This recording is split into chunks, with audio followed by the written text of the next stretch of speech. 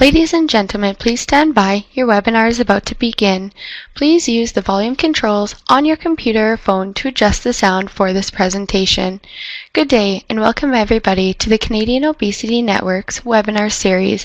Today's presentation is Speak Up, Living with Obesity and Advocating for Your Own Care. My name is Nicole and I will be hosting today's webinar. This public webinar series is an exciting opportunity for the Canadian Obesity Network to interact with Canadians to disseminate credible and evidence-based information about obesity. Through this platform, experts will weigh in on issues in obesity bias and discrimination, prevention, treatment, policy, and more.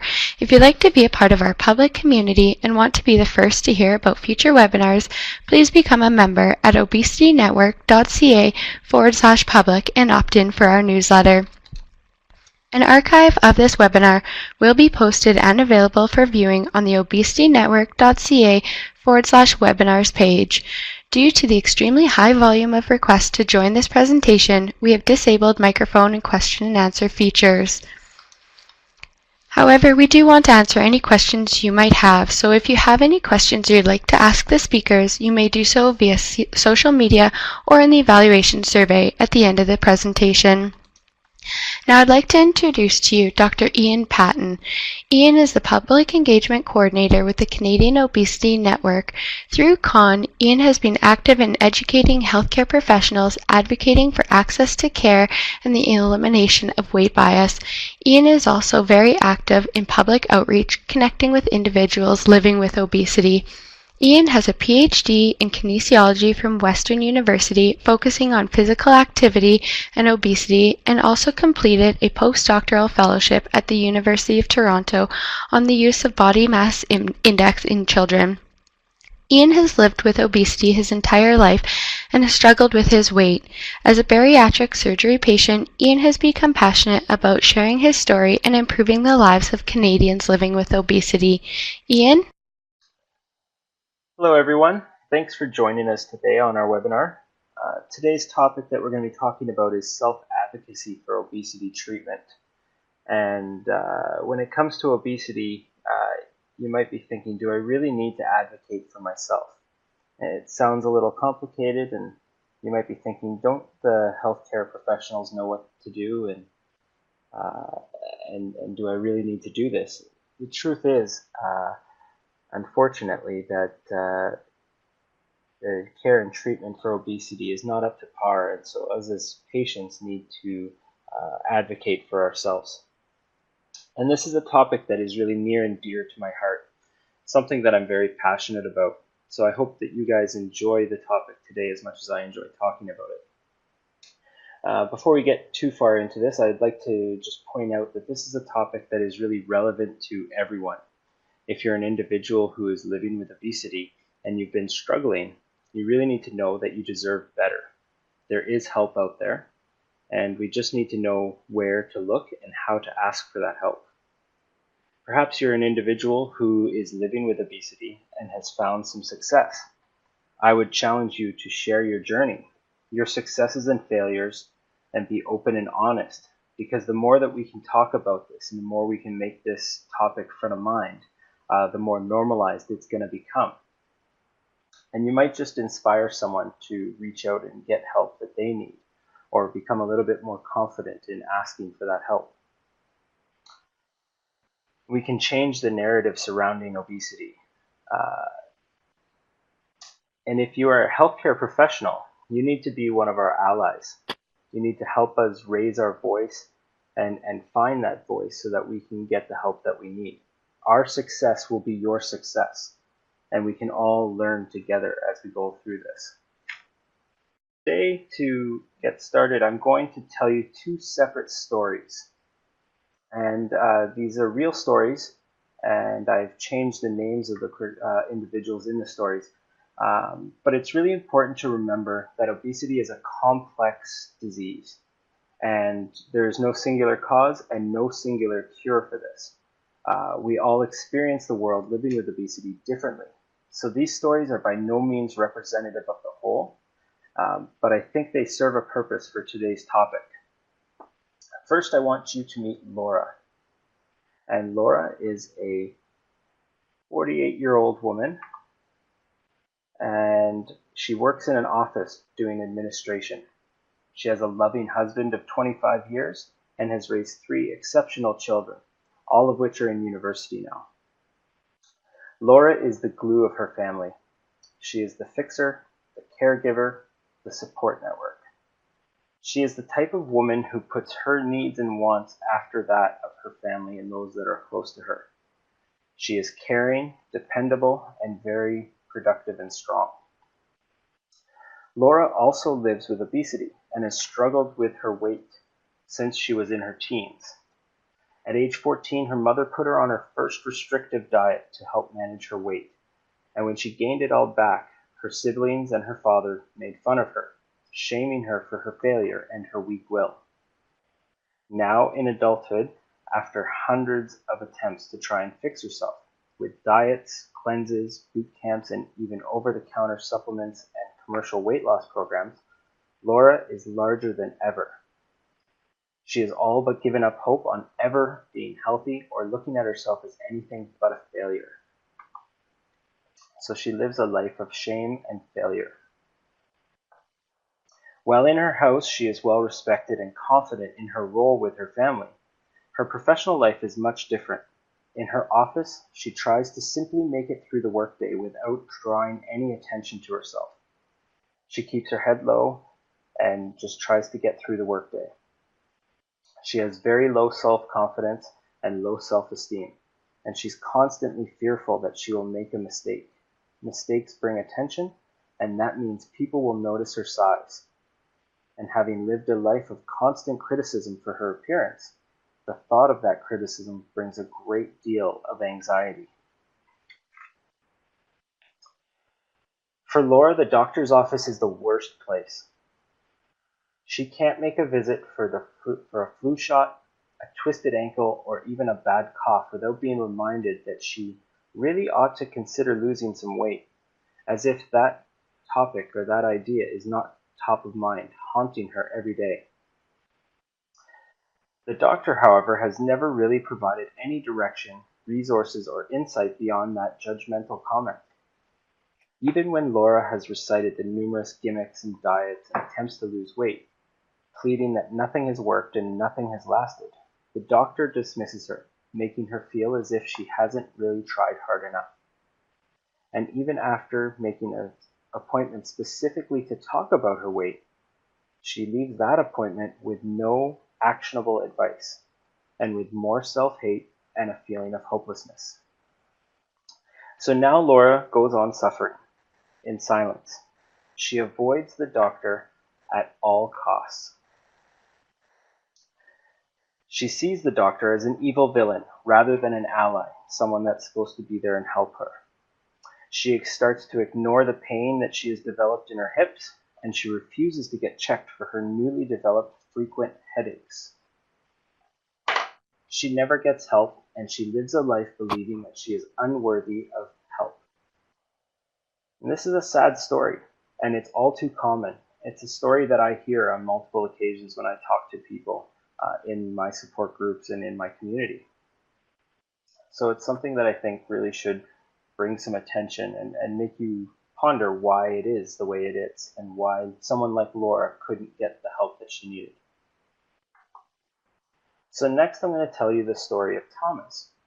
And like many other individuals living with obesity, Thomas's story is one of a very uphill battle, one that is sometimes seen as unwinnable and very uphill battle.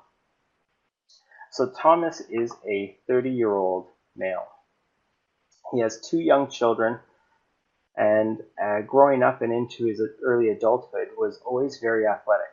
He excelled in several sports. However, a back injury in university ended his athletic career, triggering a massive weight gain on his already large body. He was always as obese as long as he could remember, but he got away with it by being outgoing and active. In fact, his size was often celebrated and encouraged due to the sports that he played, things like wrestling and rugby and football, where size was an advantage. And so while he enjoyed the success socially and athletically, Thomas knew his body was defective, and he often tried to gain control, attempting to lose weight numerous times, only to gain it back and then some.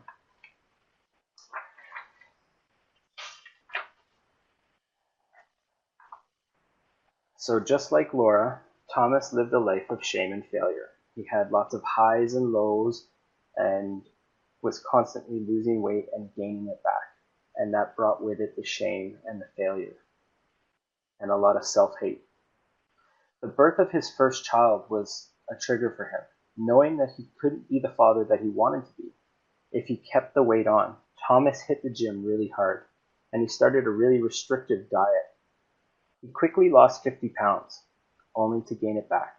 And he repeated this cycle again, losing another 40 pounds, and then gain that back.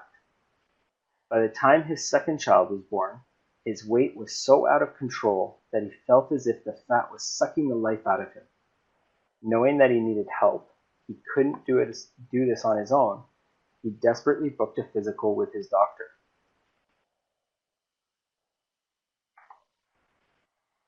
So after outlining the years of weight loss and regain, considering his previously diagnosed hypertension and sleep apnea, Thomas's doctor started the same old song and dance about trying to eat less and move more to gain his weight, or to gain control over his weight.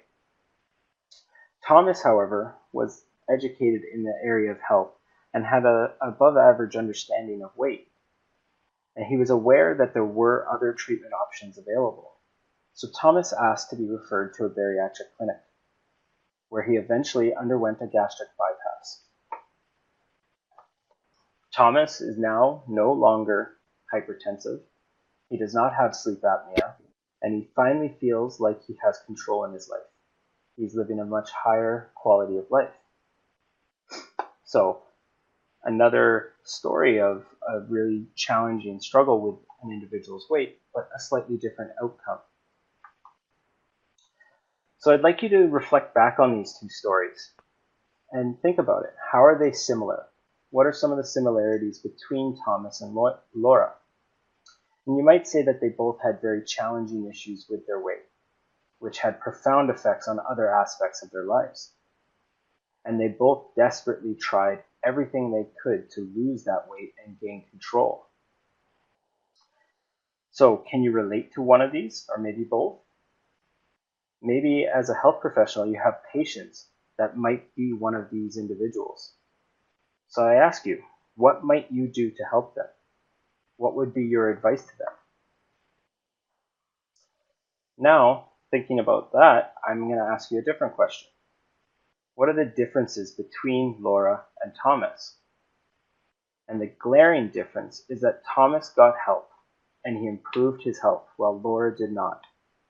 Thomas stood up for himself and demanded a different course of action. Thomas advocated for himself. He spoke up when he needed to, and he forced the hand of the physician. Laura, while she was a strong, productive woman in her own domain, did not hold that same confidence to stand up for herself in a physician's office. They are the authority on such matters after all. She deferred to the expert and submitted to the fact that this was her fault, and she was a failure. There was no hope for recovery. Laura did not have an advocate stand up for her, and she did not know how to do it herself. So my next question to you is for someone like Laura. Should she have to advocate for herself? Should people like Laura have to speak up and stand up for themselves? And while our healthcare system is great and our doctors are fantastic, it's not a perfect system. The sad answer to this question is yes, we as patients need to advocate for our own care. We need to be educated about what evidence-based options are available, and we need to drive that care by bringing up these topics with our health professionals. For those who are listening who do not know me, my middle name is Thomas, and his story is my real life experience. There's a line in the story where I said that Thomas has an above average understanding of weight. That statement is a little bit of an understatement. I have a PhD in kinesiology, and I completed a postdoctoral fellowship, all focusing in on obesity research. I've been involved as a trainee and a volunteer with Canada's Authority on Obesity Management for the better part of a decade. I'm a registered kinesiologist and a certified exercise physiologist. I teach courses in human growth and development, physical activity, and nutrition at a university. Going into that appointment, even with my background and training, I was nervous because I knew that there was options that I wanted to talk about, but there's also a really strong stigma and bias that surrounds those treatment options. And I knew that I was going to meet resistance because my doctor was not aware of those options. See, obesity is still treated with a great deal of personal bias.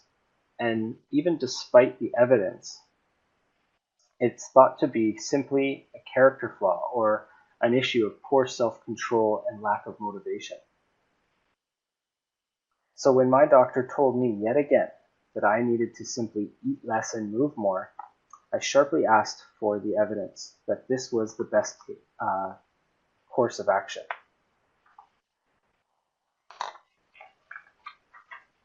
I said to my doctor, I would like for you to show me where in the peer-reviewed scientific literature it shows that what you are suggesting actually works. And as a physician, you have an obligation to run an evidence-based practice, and you're not doing that right now. So I quickly got my referral from that doctor, and he's actually become a great ally in treating my obesity now, and he's been learning along with me as I've gone through this journey.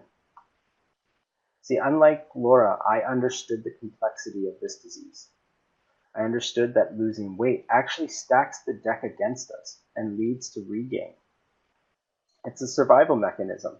If we lose weight, our body interprets that as not a good thing. It interprets it as an attack on survival. So there's hormonal changes and metabolic changes that are going to affect an individual's ability to keep that weight off.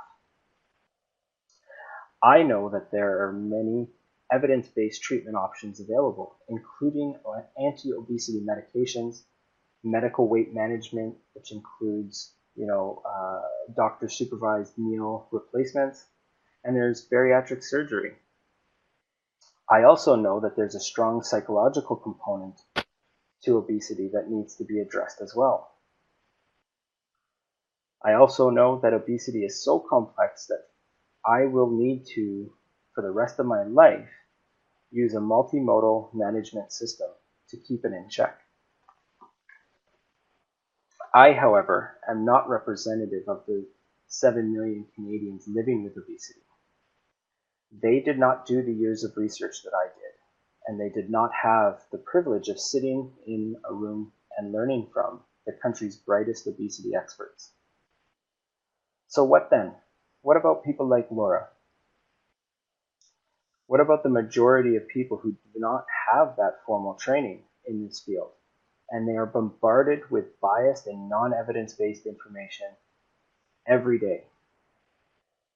And I think this is where we really need to amplify our efforts to arm individuals living with obesity with the knowledge and tools that they need to stand up and demand better, to be confident enough to say that they deserve more and to ask for it. We need waves of people to speak up and share their stories. We all experience obesity differently, but there are strands of similarity that tie us all together. So the more we share our stories, the more the person next to you will say, you know what? I have that too. I've experienced that too. And we can build that momentum. We need the public to know that the options for care are available there and to bring them up with their healthcare teams. We need people to speak up and demand that obesity be treated with the same dignity and vigor of any other chronic disease. And we need individuals living with obesity to know that they are not alone and that there is hope.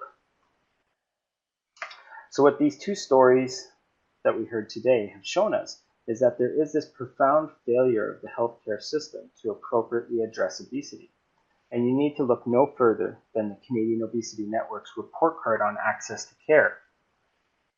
Bottom line of this document says that there are evidence-based treatments available, but they are not accessible. Now, if you're a health professional, fear not. You're not to blame for this situation, and I don't want you to think that I am criticizing you or the system.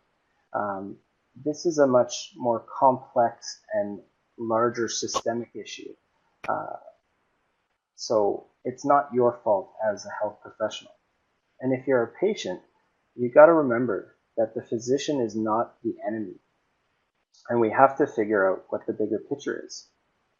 First, you have to realize that obesity is a very complex disease. Research and medicine in the field of obesity is really evolving, and it's actually relatively fairly young. It takes time for that knowledge translation to trickle down through. And while doctors are constantly learning and evolving, it's not realistic to expect that all health professionals can stay on top of all the new information that is coming out across the entire medical system. Most physicians are not really given a whole lot of time or focus in their training when it comes to obesity management. Yet we expect them to treat it as if they are the experts on the topic. And this is an unfair expectation, and it can really strain the relationship between the patients and the health system. We need to think about it a little bit differently and have patients and the healthcare professionals work together as a team and walk through this road learning together as we get more information. Medicine is changing, and the access to information that we are very privileged to have now in today's society is making it so that patients are more and more involved in their care. And there are some pros and cons to this, but I think if we can harness this and work together, there could be a lot of great things that come from it. So now the Canadian Obesity Network does a really great job on training health professionals and doing that knowledge translation. You may, however, not be aware that we are also making strides in patient advocacy. And that's what our public engagement initiative is all about. We want to build a vibrant community to empower people living with obesity. We already have a core of dedicated patient advocates, but we really need to amplify our voice, diversify the representation that we have, and build our numbers. So we want to eliminate weight bias and discrimination, advocate for access to care, and work towards the universal recognition of obesity as a chronic disease. And we really want to spread the word, change the narrative surrounding obesity. So I'm going to share with you some of our key messages that we have developed as a group surrounding advocacy. So first, individuals living with obesity are strong, productive, valuable contributors to Canada. They deserve to be heard and demand to be included on their decisions for treatment, care, and prevention. These all need to be person-centered. Obesity is a chronic disease recognized by the Canadian Medical Association and World Health Organization. Yet, obesity is widely and incorrectly viewed as an issue of personal responsibility and lack of willpower. We need to reframe that narrative surrounding obesity. Weight bias and discrimination are prevalent in Canada, contributing to social inequalities. Every Canadian deserves the right to be treated with respect in their healthcare, their education, and their workplace, regardless of their size or disease. Obesity is a complex disease that is the result of interactions of genetic, metabolic, behavioral, and environmental factors. There is no single cause, and there is no single solution. So we really need to look at it in that complex viewpoint. There are behavioral treatments, surgical options, as well as medications with which Canadians need improved access to.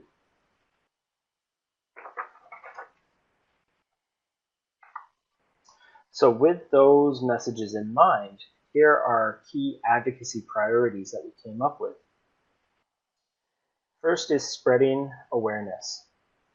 We need to share our stories and speak openly about our struggles and move away from the shame and blame game that is so prevalent in today's society when it comes to obesity. And this can be anything from having a conversation with family members to opening up with friends or speaking out publicly, whatever you're comfortable with. The more we can spread these messages and talk about it, the more accepted and normalized it's going to become. Designation as a chronic disease. So if the government, employers, and benefit plans begin to align with virtually all the scientific experts and organizations in recognizing obesity as far more complex than epidemic levels of low willpower, we can start changing those societal perceptions and improve quality of life for individuals living with obesity. Governments should be concerned with equity, and right now people living with obesity are not equal. And we need equal access to treatment. Currently, almost no Canadians have access to obesity medications through their benefit plans. There's no real access to health professionals who are specialized or trained in obesity medicine. And even the access to things like bariatric surgery are poorly represented across the country. We don't have great access across the country. Obesity is often lumped into a lifestyle category and is typically an add-on item in insurance programs, which is seldom picked up. What we need is equal access to treatment options that other chronic diseases have, such as diabetes or hypertension. So you, as a patient, can take steps to get involved. We need you to speak up. Speak to family and friends. Explain the complexity of the disease, that it's not so simple. You can find support groups or community groups that you can share and learn together with. You need to speak to your employer and benefit providers. Ask about obesity treatments and if they are covered. If they're not covered, ask why. Ask if there is exceptions or an appeals process. And ask how that policy can be changed. The Canadian Obesity Network has developed some advocacy letters that you can use to start these engagements. They can be a template to start these conversations with your employers or your unions. So you go onto the Canadian Obesity Network website and look under the public resources. There's letters there that can be used as those templates. So I encourage you to look at them and download them. You can also speak to your elected officials. Write letters, call, meet with them. You have local, provincial, and federal politicians that represent you. And you have the right to be heard. So ask for them to recognize obesity as a disease and to fight for equitable treatment for individuals living with obesity. If you are a constituent bringing a human factor to this cause, you will be helping make it more open, making them more open to discussion and more open to learning. More doors are going to open. You can also use the Canadian Obesity Network as a reference in your advocacy efforts. You can use all the resources that we have to bolster these efforts. Starting first with the report card on access to care. This document is a great way, a great tool to use that is going to outline that there is a problem. It'll give you the stats on the prevalence of obesity and how significant of a problem this is. It'll also outline the available solutions and that they are available and evidence-based. But it also really shows the disconnect between the accessibility of those solutions and the dire need for them. You need to know what your options are and what evidence-based options are available and research them, because what works for you might not work for me. There's going to be different options that are going to be available for different people. For you, in all likelihood, effective treatment will need is going to need a multimodal and continual approach to treatment. So it's going to be something that's going to have to take, the rest of your life. So you need to look at what the options are and find out what is right for you. So what I'm going to do is I'm going to leave you with a link to a video. So earlier this year, we did some advocacy training with the Public Engagement Committee of the Canadian Obesity Network. And I encourage you to look at this video, take the link, copy it, and take 3 minutes of your time to go look at some of the work that we've done. It gives you a glimpse into the dedicated efforts of a few really incredible humans. And I ask that you share it with your networks, your friends, families, colleagues, patients, and view it as an open call to join us. And we really do need more people to join us. So you can get a hold of us a variety of different ways. If you have a story to share or you want some more information, you can always reach out to me. My email is here on the page now. You can use the website. We have resources available and information that is available there. So use that as a resource. And connect with us on Facebook and Twitter. We share a lot of information and stories, and it's a really great way to share knowledge and stories there. So you get a hold of us on those networks as well, and communicate with us. So with that, I'm going to leave it at that, and I'm going to say thank you for listening, and I hope you enjoyed today's talk. Ladies and gentlemen, that concludes our webinar for today. Thank you, Dr. Ian Patton, for sharing this information, and thank you to all of you for taking the time to join today. For those of you that use social media, you can tweet us using #ObesityTalk, send us a message on Facebook, or click on the survey box in the window on your screen and complete the survey. You may now disconnect and close your browser. We hope you have a great day.